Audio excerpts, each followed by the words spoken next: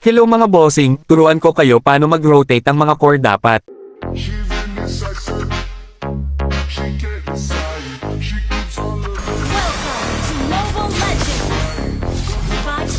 Una syempre mag-red buff muna tayo para sa gold lane tayo maka-rotate. Itong leto lagi ko tong kinukuha kasi para sa akin malaking tulong ta sa akin.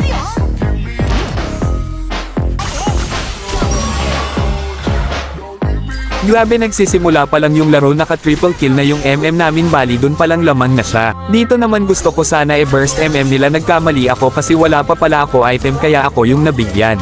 Tapos syempre dahil lamang yung MM namin wag tayo mag-focus sa gold lane kasi kawawa yung XP lane natin.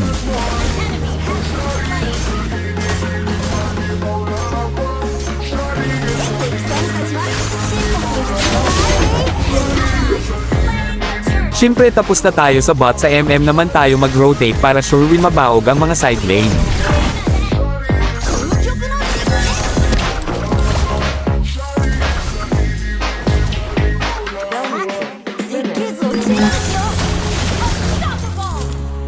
Ito ang tatandaan nyo mga bossing kapag core kayo lagi kayo titingin sa mapa at lagi kayo mag-rotate sa kakampi nyo para sure win kayo hindi yung isa lang dadalawan nyo. So ayun nga kakasabi ko lang huwag kayo mag-focus sa isang lane mag-rotate kasi kailangan din ng backup ang isang lane kaya pumunta ako dito sa XP lane. Tapos syempre dahil tapos na ko sa XP lane punta ulit ako sa gold lane ganun lang paulit-ulit mong gawin yan sigurado ako baog ang kalaban yan.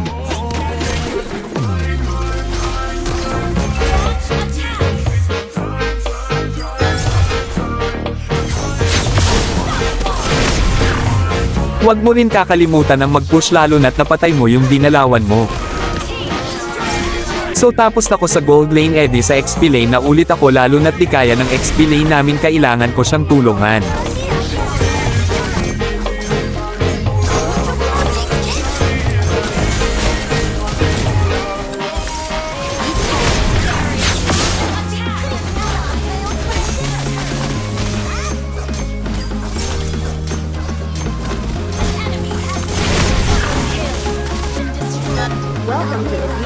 Balik na naman tayo sa taas ganyang rotate lang sana sigurado ako makaka-win streak kanyan.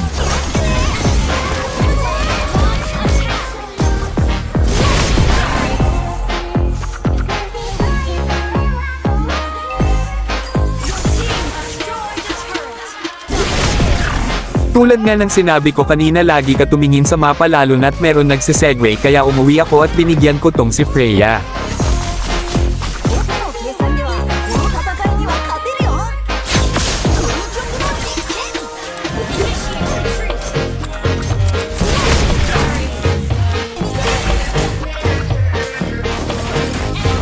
Dito kala ko mapapatay lang ako buti nag-backup agad si Mia tapos naka-double kill pa ako. Dahil napatay ako kaya nakuha nila yung Lord pero agad ko naman itong pinuntahan para patayin.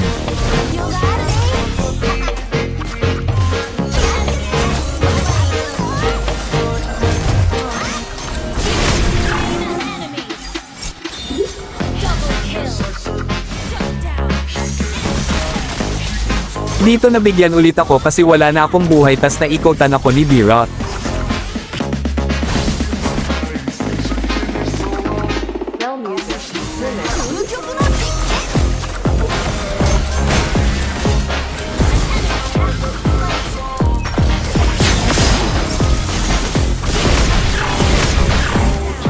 Tapos ito patandaan nyo mga bossing kung alam mong lamang kayo pagka-respawn agad ng Lord agad mo nang kunin para di makuha ng kalaban.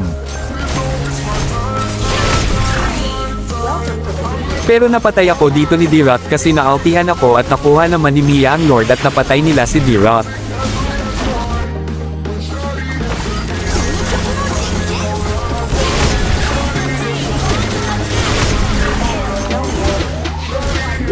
So dito nagtatapos ang istorya kung paano mag-core at mag-rotate. Sana may natutunan ka sa video na ito. Salamat sa panunood.